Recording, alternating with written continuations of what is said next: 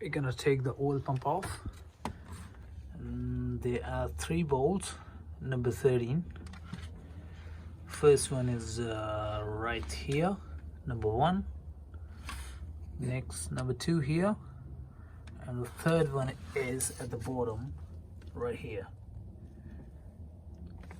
The rest 2, this one here and this one here, are just holding the guide, so you don't have to take them off. The first one here, it's off. This one here,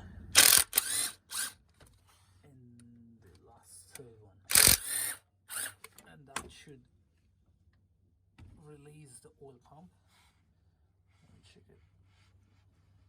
Yeah, that's done.